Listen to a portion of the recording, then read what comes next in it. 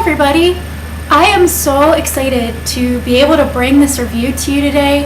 I basically got to achieve a dream a couple nights ago when I went to a midnight showing of Titanic 3D. Now, as most of you know, this movie came out originally in 1997. I was 11 years old at the time, and it was basically a huge phenomena in the country and actually around the world at the time. People were just embracing the heck out of this movie and loving it and seeing it a bajillion times in the theater. This review could get a little bit longer than usual because this movie means a lot to me and has a lot to do with my relationship with movies. Not only am I hugely interested in the making of this movie, I'm also interested in the actual event. When I was a kid, for some reason, I was very intrigued by events such as this, but Titanic in particular, something about it just like grabbed hold of my imagination. And all I can say about my viewing of the film for the first time was very similar to what I experienced on a couple other occasions in my life, one of which I think was The Dark Knight, one of which was I think Inception. And I've never really experienced this at any other time. And what I'm referring to is that feeling where when I first come out of the movie after seeing it for the first time, I didn't even know if I liked it or not. I couldn't quite express what I was feeling, but all I knew was that I couldn't stop thinking about it, number one, couldn't get it out of my mind, couldn't get the story out of my mind, and couldn't get the visuals out of my head.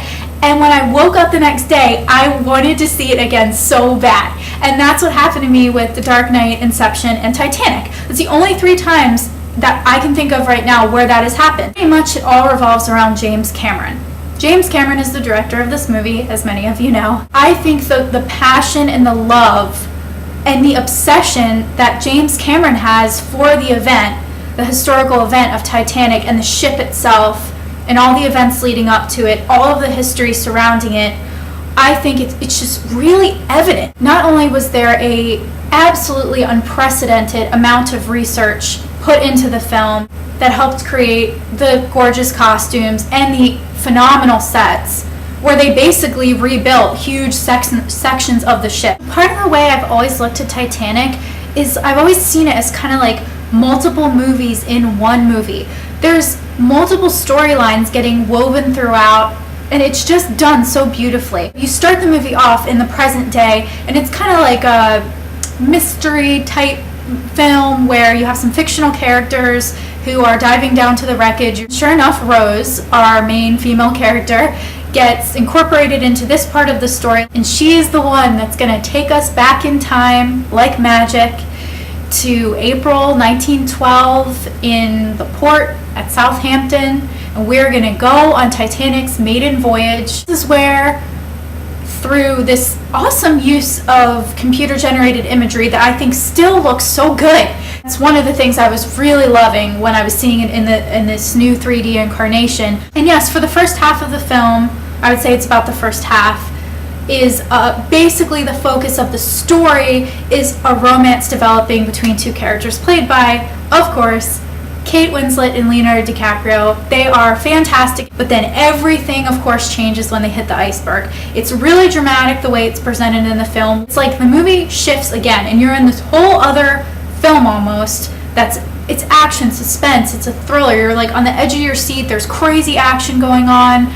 It's chaotic. This is it. We're being told this story. There's no footage of this that exists, obviously. There's nothing out there where you can sit and watch a video. You can sit and watch historical videos of the Titanic taking off. You can see a lot of pictures of Titanic being built and all these different things surrounding it. But what you can't see images, you can't see video footage of the sinking of the ship.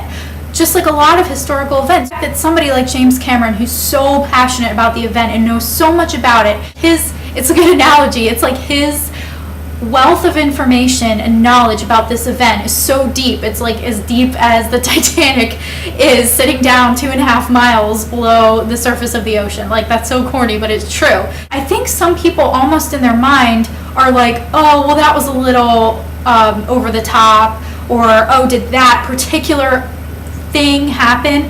And the answer is honestly, yes. I seriously, like, I just want to make the blanket statement of whenever you see something crazy happen in that last hour or so of the film, and you see guys flying off propellers, and you see the two characters go down on the ship, and they get sucked under for a minute, but then they come back up, and you're seeing the band continuing to play even as water is literally like creeping up to their feet practically. And you see an old couple holding hands in bed, just like succumbing to the event and deciding that they're going to go down together rather than the woman go onto a lifeboat like she could have, a first-class woman.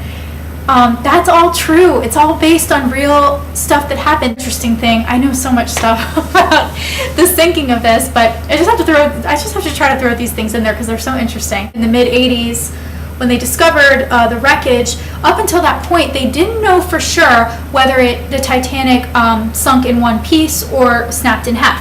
Eyewitnesses, i.e. people in the lifeboats, etc., were some of them were claiming that they saw it go down in one piece. They were swearing that they saw this. Other people were like, no, I saw it crack in half. I could see it. So there was a lot of discrepancy. So it wasn't until the mid-'80s when they found the wreckage and they went down, and sure enough, the bow and the stern are, I don't know how far apart they are. It's at least like a mile apart or something. Down on the ocean floor, they were like, oh, there it is, the confirmations. And actually, in some of the earlier depictions of Titanic in film, I don't know if it's A Night to Remember, but in one of them, they show it like going down into the water like a damn sausage. Rose's character, what happens to her character going down, riding the stern, I think it is, the back of the ship down into the water like that, it is based on a real person, and he's actually depicted in the film.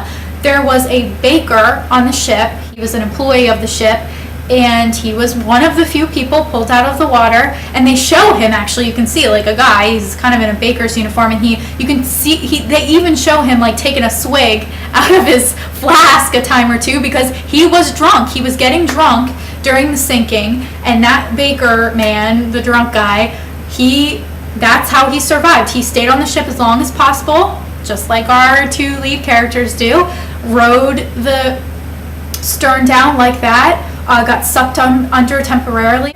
He was able to come up, he had his life vest on, and he was, I think, one of the ones, to my knowledge, I think everyone that was pulled out of the water was somebody people who were up on things, because if you were completely submerged, I don't think anyone really made it who was completely submerged. There is a level of cheesiness to this movie that I don't think is quite tolerated by everybody, and I think definitely turns some people off from it. Tragedy, it's a real thing, and there's still being like these little jokes cracked like throughout the actual sinking.